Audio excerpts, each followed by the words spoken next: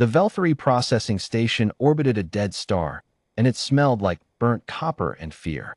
Kalen had been on the station for 6 days.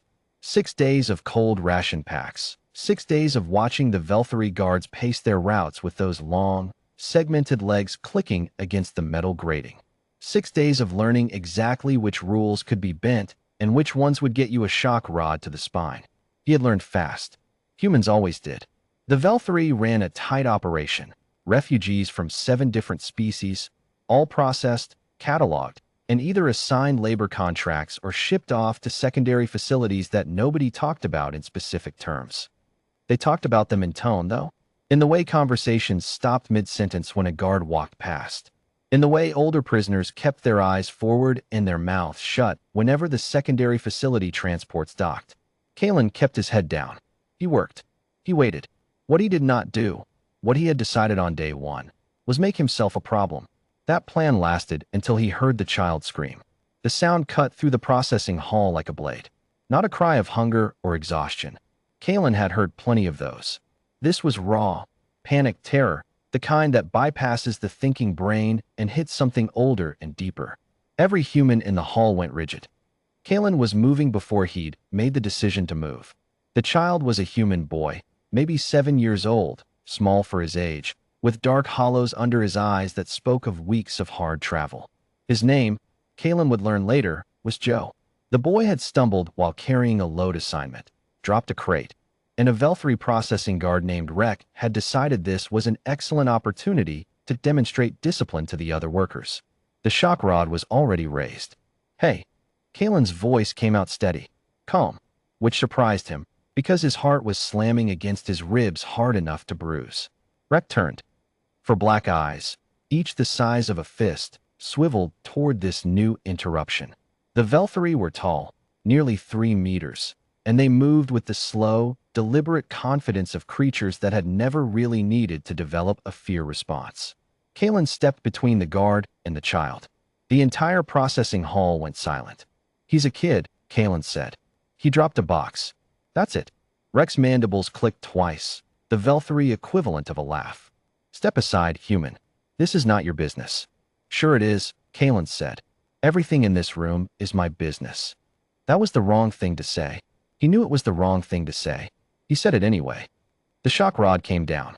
What the Velthury had never fully understood about humans, what most species never fully understood until it was demonstrated, was that pain and surrender were not the same thing.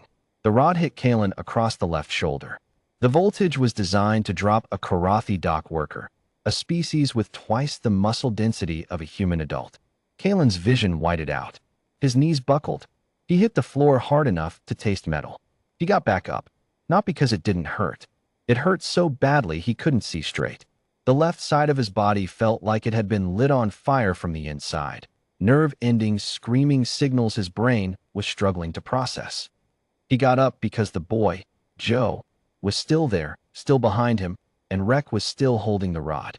You're going to need to hit me a lot harder than that, Kalen said, and his voice only shook a little.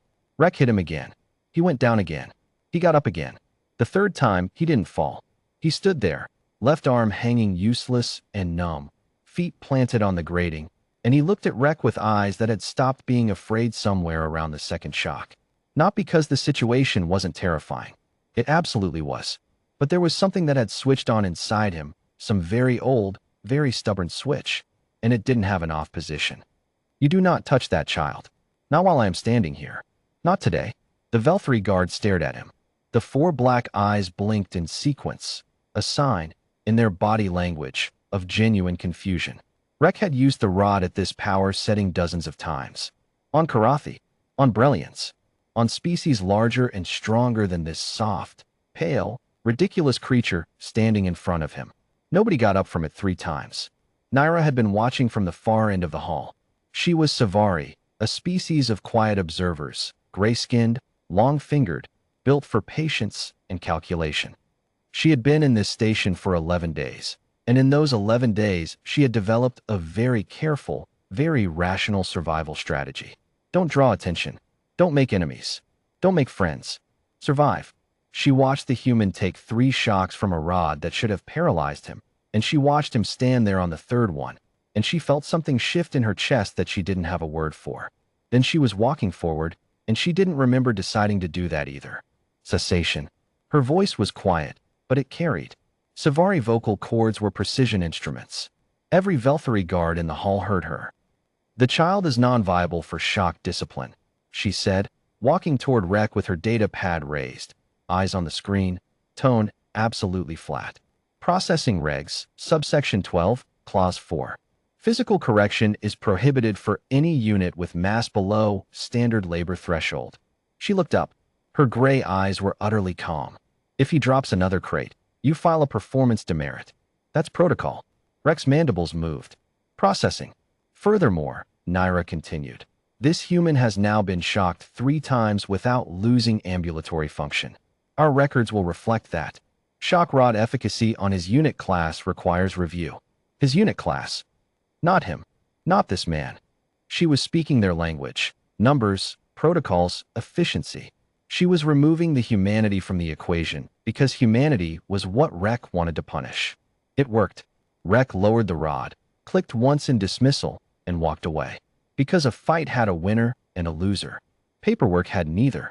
Later, in the back corner of the sleeping block, Naira found Kalen sitting against the wall with Joe asleep against his uninjured side. The boy had one small fist wrapped in Kalen's sleeve. She sat down across from them without asking permission. Your shoulder needs wrapping, she said. Probably, he agreed. She had strips of thermal fabric. Traders always did.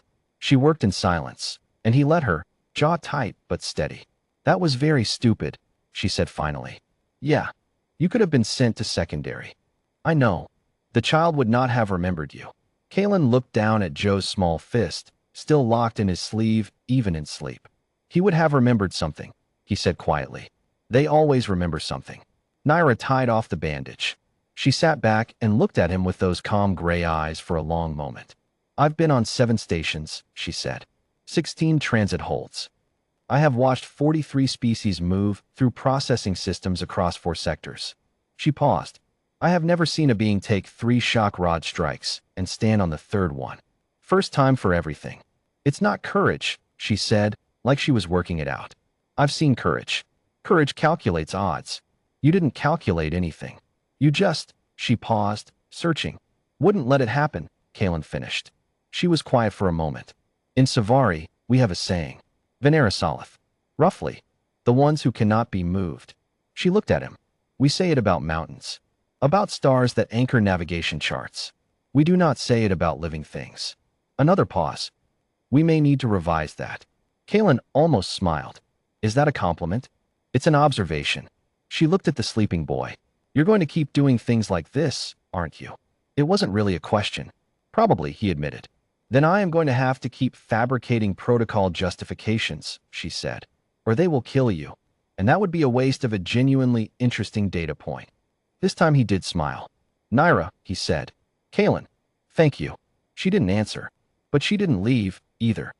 She stayed there in the dim sleeping block, back against the wall, data pad in hand, while a human man and a human child slept on one side, and a dead star burned cold outside the hall.